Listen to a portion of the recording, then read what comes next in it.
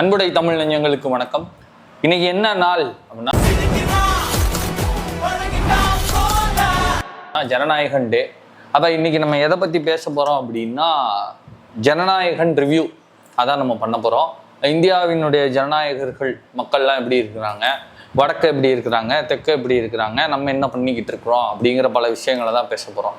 First Delhi Jantar Mantar பகுதியில் நடக்கக்கூடிய மாணவர் போராட்டத்தை பற்றி ஃபஸ்ட்டு பேசலாம். அதோட சமரி என்ன அப்படின்னா, நீட் தேர்வு அப்படின்னு ஒரு எக்ஸாம் வைக்கிறாங்க. யார் கண்டக்ட் பண்ணுறா? Central government. அந்த எக்ஸாமோட நோக்கம் என்னவா இருக்குது அப்படின்னா, தகுதியான மாணவர்கள் மருத்துவம் படிக்கணும், அதுக்கு ஸ்டாண்டர்டைஸாக இந்தியா முழுக்க இந்த எக்ஸாம் வைக்கிறாங்க. ஒரு குறிப்பிட்ட மார்க்கை எடுத்தோம் அப்படின்னா காலேஜஸில் ரேண்டமாக அப்படியே நமக்கு சீட்ஸ் ஃபில் ஆகும். இந்த நீட் தேர்வு இருக்கு இல்லையா, இந்த தேர்வை சூப்பராக கவர்மெண்ட் கண்டக்ட் பண்ணி அது மூலமாக நிறைய ஏழை எளிய மாணவர்கள்லாம் டாக்டர் ஆகக்கூடிய வாய்ப்பெல்லாம் உருவாக்கி தராங்க. அப்படிப்பட்ட அந்த புனிதமான நீட் தேர்வு இருக்குல்ல, அந்த தேர்வை நடத்தும் போது அதுக்கான கேள்வித்தாள் கொஸ்டின் பேப்பர் லீக் ஆயிடுச்சு. கொஸ்டின் பேப்பர் லீக் ஆன விஷயம் கவர்மெண்ட்டுக்கு ஒரு பெரிய செட்பேக். ஏன்னா ஒரு கொஸ்டின் பேப்பரை கூட பாதுகாக்க முடியாதா, நீங்கள் எப்படிடா குடிமகன்களை பாதுகாப்பீங்கிற கேள்வி காமனாக எல்லாரும் வர்றது. அப்போ இந்த கொஸ்டின் பேப்பர் லீக் ஆகுது. எதுக்கு லீக் ஆகுது அப்படின்னா, இந்தியாவில் இருக்கக்கூடிய பல உயிர்களை காப்பாற்றக்கூடிய அந்த டாக்டர் படிப்புக்கான ஒரு எக்ஸாமுக்கான கொஸ்டின் பேப்பர் லீக் ஆகுது. அப்போ இது சம்பந்தமாக காக்ரோச் ஜனதா பார்ட்டி அப்படின்ற அந்த கட்சி அமைப்பினரை சேர்ந்த இளைஞர்கள், மேக்சிமம் இளைஞர்கள் தான், அவங்க எல்லாரும் சேர்ந்து ஒரு ப்ரொட்டஸ்டை அந்த ஜந்தர் மந்தர் பகுதியில் ஆரம்பினாங்க. அந்த ஜந்தர் மந்தர் பகுதிங்கிறது நம்ம சென்னை வள்ளுவர் கோட்டம் மாதிரி அவங்களுக்கு டெல்லியில் இருக்கக்கூடிய ஒரு மிக முக்கியமான போராட்ட இடம். அந்த போராட்ட இடத்துலேருந்து இவங்க இந்த ப்ரொட்டஸ்ட்டை ஸ்டார்ட் பண்ணாங்க. இவர் வந்ததுலேருந்து போனதுலேருந்து எல்லாமே சோஷியல் மீடியாவில் மட்டுமே இந்த செய்திகள்லாம் பேசப்பட்டுக்கிட்டே வருது. மெயின் ஸ்ட்ரீம் மீடியா, குறிப்பாக நார்தர்ன் மீடியா எதுவுமே இதை பெருசாக கவர் பண்ணலை. வெஸ்டர்ன் மீடியா, அதாவது வெளிநாட்டில் இருக்கக்கூடிய மீடியாலாம் கவர் பண்ணுது. தமிழ் மீடியா சொல்லவே தேவையில்ல. நமக்கு இன்னைக்கு அண்ணன் என்ன கோட்டு போட்டாரு, என்ன சூட்டு போட்டாருன்னு பேசுறதுக்கே நமக்கு நிறையா டைம் இருக்குது. சரி, அதுக்கப்புறம் வருவோம். ஸோ இப்படி ஒரு போராட்டத்தை அவங்க ஆர்கனைஸ் பண்ணுறாங்க. இதில் ஒருத்தவர் உண்ணா நோன்பு இருந்து அவர் அந்த இதை லீட் பண்ணுறாரு. மற்றவங்களும் இருக்கிறாங்க ஹங்கர் ப்ரொட்டஸ்டாக. அவங்களே வருத்திக்கிட்டு இந்த பிரச்சனை குறையணும், இந்த விவகாரத்தில் கல்வி அமைச்சர் பொறுப்பேற்று அக்கௌண்டபிலிட்டி எடுத்து தார்மீகமாக பொறுப்பேற்று நான் தான் இதுக்கு காரணம் அப்படின்னு சொல்லி he must resign is post அப்படிங்கிறது தான் இதோட ஓவரால் சம்மரி. இதுக்கான போராட்டம் நடக்குது. இப்போ இந்த போராட்டம் ஒன் வேர்டில் இல்லை 2 வேர்ட்ஸில் சொல்லணும்னா ஃபேர் நீட் தேர்வை முறையாக நடத்துங்கள் அப்படிங்கிறது தான் அவங்க கேட்கக்கூடிய விஷயம். தமிழ்நாடு என்ன சொல்லுது? நோ நீட் அப்படின்னு சொல்லுது. ஏன்னா நம்ம சகோதரியான டாக்டர் அனிதா உட்பட பல மாணவர்களை, நம்ம தம்பி தங்கைகளை நம்ம இழந்திருக்கிறோம். அதனால நம்ம இந்த தேர்வே வேணாங்க அப்படின்னு சொல்லி நம்ம ஒரு ஸ்டாண்ட் எடுக்கிறோம். இப்போ இந்த ஸ்டாண்டு பிரச்சனை கிடையாது. இந்த ஸ்டாண்டுக்காக போய் நின்னாங்கல்ல, அவங்க மேலே நடந்த அடக்குமுறை தான் இப்போ கேள்விக்குள்ளாயிருக்கு. என்ன அப்படின்னா, ஜந்தர் மந்தர் பகுதியில் போராட்டம் நடக்குது. போராட்டத்தை கலைக்க முடிவு பண்ணிட்டாங்க. அதிகாரிகள் வர்றாங்க, பேச்சுவார்த்தை நடத்துங்க. அவங்க வழக்கமாக யூஸ் பண்ணக்கூடிய எல்லா விதமான மக்கள் இணக்கமான பீப்புள் ஃப்ரெண்ட்லி அப்ரோச்சஸான டியர் கேஸ் போடுதல், தண்ணீரை பீச்சி அழித்தல், லத்தியை கொண்டு கலைத்தல் போன்ற செயல்பாடுகள்லாம் செய்யணும் அப்படின்ற முடிவோடு தான் அவங்க வந்திருக்கிறாங்க. இதில் ஒரு சூப்பரான பேட்டர்னை இந்த தடவை அவங்க ஃபாலோ பண்ணிடுறாங்க. என்ன அப்படின்னா, காவல்துறையை சேர்ந்த இல்லை முக்கியமான அந்த அதிகாரிகள் வந்தவங்க யூனிஃபார்ம் வந்தவங்க பலர்கிட்டையும் பேட்சஸே இல்லை, நேம் பேட்சே கிடையாது. அவர் யார் அப்படிங்கிறதுக்கான அடையாளம் கிடையாது. ரெண்டாவது, அவங்களோட ஸ்டார் பேட்சஸும் நிறைய பேர்கிட்ட இல்லை. என்னன்னா, அவங்க எந்த ரேங்க் அதிகாரி, அவர் கான்ஸ்டபிளா, ஐஏஎஸ்ஸா, ஐபிஎஸ்ஸா, ஐஜியா, என்ன ரேங்க்கு அப்படிங்கிறதே யாருக்கும் தெரியாது. இவ்வளவு ஒரு திட்டமிட்ட பிளான்களோட அவங்க களமிறங்கி மாணவர்களை ரொம்ப மென்மையாக ஹேண்டில் பண்ணி, ரொம்ப சூப்பராக அவங்கள இணக்கமாக ஹேண்டில் பண்ணி, அவங்க யார் மேலேயும் தவறாக சட்டத்துக்கு புறம்பா அவங்க கையே வைக்கல. அந்த அளவுக்கு அவங்க அவங்கள சூப்பராக ரொம்ப மென்மையாக பூ மாதிரி பிறந்த குழந்தை எப்படி நம்ம ஹேண்டில் பண்ணுவோமோ அது மாதிரி மாணவர்களை கண்ணும் கருத்துமா கண்ணுக்குள்ளே வச்சு பாதுகாத்து அவங்க ஹேண்டில் பண்ணி அந்த இடத்த விட்டு வெளியே போக சொல்லி ரொம்ப தன்மையாக மென்மையாக பணிவாக கேட்டிருக்கிறாங்க. அந்த அவங்க கேட்ட விதத்தை பார்த்தே பல பேர்த்துக்கு கண்ணீர் வந்துருச்சு. கண்ணீர் புகை போட்டு கூட கண்ணீர் வரல, இவங்க கேட்ட இந்த விதத்தை பார்த்து கண்ணீர் வந்துருச்சு. அப்படியெல்லாம் நடந்திருக்கு. இப்போ வழக்கமாக ஒன்று நடக்கும். அதாவது என்னன்னா, பராசக்தின்னு ஒரு படம் வந்துச்சு சமீபத்தில். அந்த படத்தை பார்த்தவங்களுக்கு, ஏன்னா பல பேர் அந்த வரலாறுகளை படிச்சிருக்க வாய்ப்பு கம்மி, படித்திருக்கவங்களுக்கு தெரியும். தமிழ்நாடு இந்தி வேணாம் அப்படின்னு சொல்லி ஒரு போராட்டம் பண்ணுது. அப்போ தமிழ்நாடு அன்னைக்கு போராட்டம் பண்ணப்போ மற்ற எல்லா ஸ்டேட்டுக்காரங்களும் தமிழ்நாட்டை வியந்து பார்த்தாங்க. தமிழ் மாணவர்களுக்குள்ள இப்படி ஒரு ரௌத்திரமா, அவங்க மொழி மேல இவ்வளோ ஒரு பற்றா, அவங்க மொழியை தாயை விட, தன்னை விட, தங்கள் உயிரை விட மிக பெரிதாக தமிழை கருதுகிறார்களா அப்படிங்கிற வியப்பு அன்னைக்கு ஆரம்பிச்சு இன்னைக்கு வரைக்கும் பல மாநிலங்கள்ல தமிழ்நாடு மேல இருக்கு. அதை விட முக்கியமா கேப்டன் விஜயகாந்த் வந்து நிறைய படங்கள்ல சொல்லிடுவார், காஷ்மீர்ல ஒரு மாணவன் மேல கை வச்சா கன்னியாகுமரியில போராட்டம் வெடிக்கும் அப்படின்னு சொல்லியிருப்பார். அவரு சொன்ன விதமா மாணவர்கள் பொதுவாகவே எங்க ஒரு மாணவன் மீது கை வைத்தாலும் ஒட்டுமொத்த மாணவ சமுதாயமும் அதுக்கு எதிரான குரலை எழுப்பும்.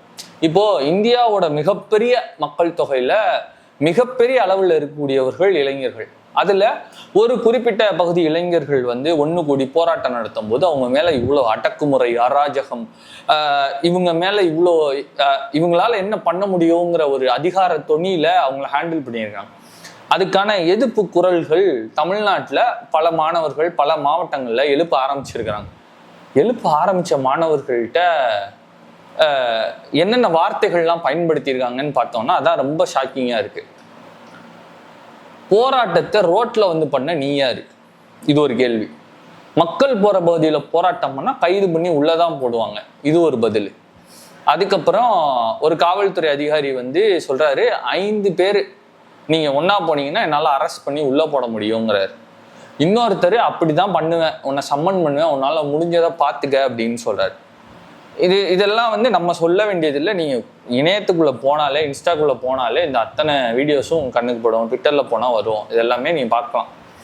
இதை எதையுமே இப்போ நம்ம பேசக்கூடிய மனநிலையில தமிழ்நாட்டில் இன்னொரு செட் ஆஃப் இளைஞர்கள் இருக்கிறாங்க. போராட்ட காலத்துக்கு தயாராகி இந்த வீடியோவை நீங்க பார்க்குற இந்த டேட்ல, இந்த வீடியோ பப்ளிஷ் ஆகிருக்கக்கூடிய டேட்ல ஒட்டுமொத்த மாணவர்களும் வகுப்பு புறக்கணிப்பு நடத்தி போராட்டம் பண்ணணும்னு அழைப்பெல்லாம் மாணவர் அமைப்புகள் விட்டுருக்குறாங்க. இந்த டேட்ல இன்னொரு செட் ஆஃப் இளைஞர்கள் எதுக்கு தயாராகிருக்காங்கன்னா மாபெரும் திருவிழாவுக்கு தயாராகிருக்கிறாங்க. ஜனநாயகன் படம் ரிலீஸ் ஆகுது, அந்த படத்தோட வெளியீட்டுக்காக தயாராகி இருக்கிறாங்க. இப்ப இதுல தாவேகாங்கிற ஒரு கட்சி கலந்துக்குது, தயாராகுதுன்னா அது பேசுபொருள் கிடையாது. ஆனா தமிழ்நாடு அரசை சேர்ந்த அமைச்சர்கள், சட்டமன்ற உறுப்பினர்கள், இந்த கட்சியில இருக்கக்கூடிய மிக முக்கியமான பொறுப்புல இருக்கக்கூடியவங்க, இவங்க எல்லாருமே இப்ப ஜனநாயகன் பட ரிலீஸை திருவிழாவா கொண்டாடணுங்கிற மோட்ல தான் இருக்கிறாங்க. அதை விட முக்கியமா தமிழ்நாட்டு முதலமைச்சர் விஜய் இது குறித்து ஏதேனும் பேசியிருக்கிறாரா? பேசலை. அறிக்கை வந்திருக்கிறதா? வரல.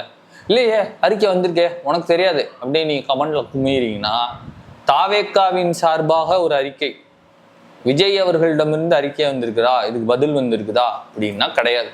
அப்ப இந்த நிலைப்பாடு புரியாம இருக்கு. அதை விட முக்கியமா இப்ப மாணவர்கள் போராட்டத்தை தமிழ்நாடு காவல்துறை கையாளுற விதமே பதற வைக்குது.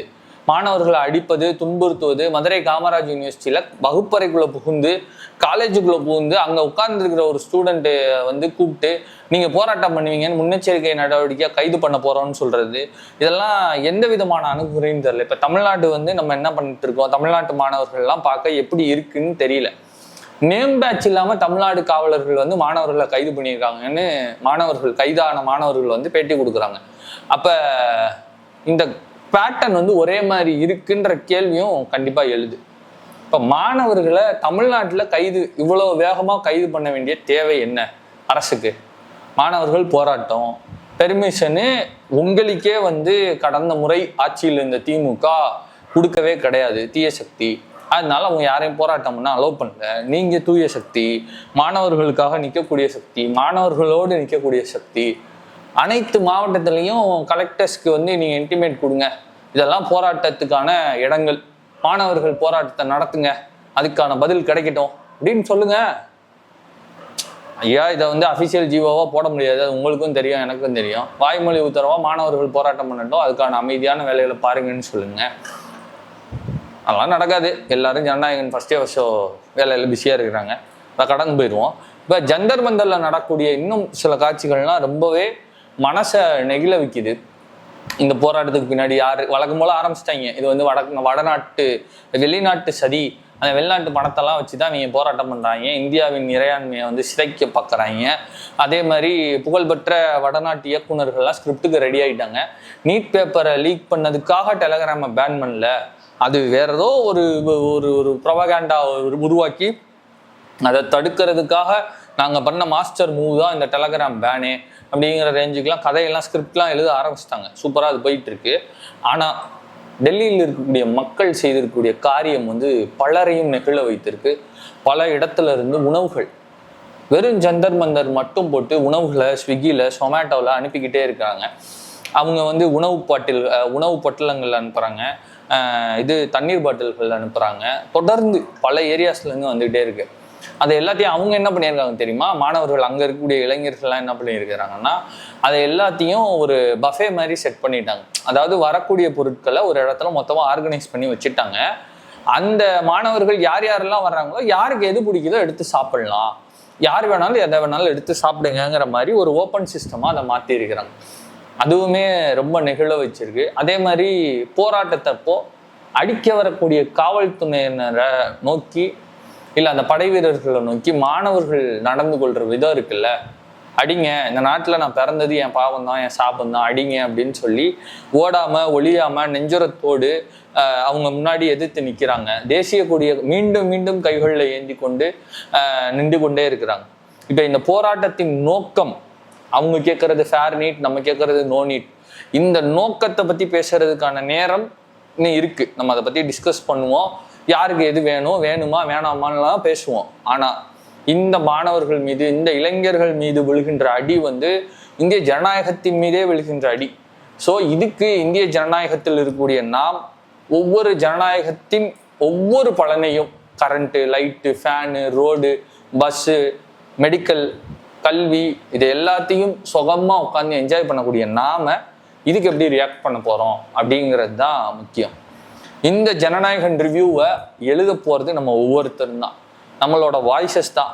நம்ம படம் நல்லா இருக்குன்னு சொல்ல போகிறோமா, நமக்கு நடத்துகின்ற பாடங்கள் நல்லா இருக்குன்னு சொல்ல போகிறோமா, இல்லை இந்திய ஜனநாயகத்தில் நடந்து கொண்டிருக்கின்ற இந்த அவலங்கள் நல்லா இருக்குன்னு சொல்ல போகிறோமா, இல்லை இது எல்லாமே மாறணும் அப்படிங்கிற நம்ம மாற்றத்துக்கான முதல் வாய்ஸை கொடுக்க போகிறோமா அப்படிங்கிற எல்லாத்தையும் முடிவு பண்ண போகிறது நாம தான். ரிவ்யூ பண்ண வேண்டியது படத்தையா நாட்டையா அப்படிங்கிறத இந்த வீடியோவை பார்க்கக்கூடிய ஒவ்வொருத்தரும் நீங்களே முடிவு பண்ணுங்க. வாழ்க செந்தமிழ், வாழிய நற்றமிழர், வாழ்க பாரத மணி திருநாடு. அந்த விஷ்ணு கையில சக்கரம், இந்த விஷ்ணு கையில கேமரா.